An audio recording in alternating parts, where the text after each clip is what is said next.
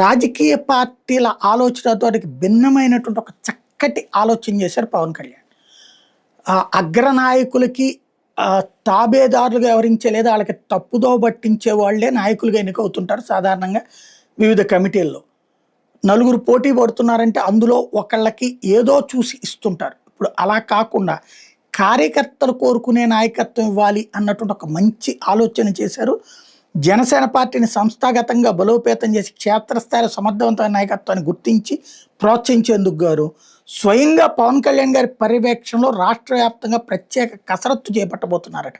25 parliament నియోజకవర్గాల పరిధిలో 175 assembly నియోజకవర్గాలకి party కమిటీలు ఏర్పాటు చేసి జనసేన పార్టీ నిర్మాణ సమాచార సేకరణ కమిటీ ఏర్పాటు చేయబోతున్నారు. క్షేత్రస్థాయిలో పనిచేస్తున్న నాయకులు, సాధకులు, జన సైనికులు గుర్తించి వాళ్ళ వివరాలని సేకరిస్తాయట ఈ కమిటీలు. రాజకీయ పార్టీల్లో నాయకత్వం పై స్థాయి నుండి కింద స్థాయి అంటే సీల్డ్ కవరే కదా, నువ్వు ఇదిగో అధ్యక్షుడు ఇదిగో కార్యదర్శి ఇదిగో అని అనౌన్స్ చేస్తారు పార్టీ కార్యాలయం. ఇప్పటిదాకా జనసేన కూడా అదే చేసింది.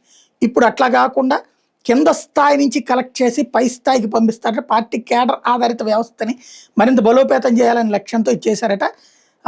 సేనతో సేనాని కార్యక్రమం ద్వారా పార్టీకి వివిధ విభాగాల్లో సేవలు అందించాలని ఆసక్తి అంకితభావం కనబర్చిన ఔత్సాహిక జన సైనికులు గుర్తించి వాళ్లలో కొందరికి పార్టీ నిర్మాణ సమాచార సేకరణ కమిటీల రూపకల్పన ప్రక్రియలో భాగస్వామ్యం కల్పించాలని నిర్ణయించారు.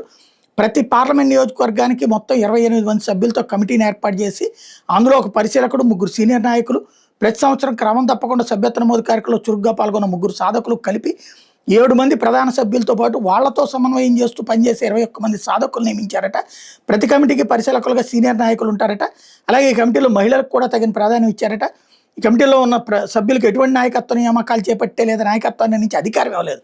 వాళ్ళ బాధ్యతల్లో కేవలం ఎవరో ఉత్సాహిక నాయకులు, సాధకులు క్షేత్రస్థాయిలో పనిచేస్తున్న జన సైనికుల వివరాలను సేకరించి వాటిని పవన్ కళ్యాణ్కి సమర్పించడం మాత్రం వాళ్ళు చేయాలి. సేకరించిన సమాచారం సమగ్రంగా పరిశీలించి పార్టీ ముఖ్య నాయకుల అభిప్రాయాలను పరిగణలోకి తీసుకున్న తర్వాత పార్టీ బాధ్యతల కేటాయింపు మీద తుది నిర్ణయం మాత్రం పవన్ కళ్యాణే చేస్తారట. అంటే ఇప్పటిదాకా నాదెళ్ల మనోహర్ చేస్తున్నాడని చెప్పి నాదెళ్ల మనోహర్ మీద కోపం ఉన్నారు కదా, ఈ దఫా చేయబోయే కమిటీలన్నీ పవన్ కళ్యాణే చేయబోతున్నాడని చెప్పడం అనమాట.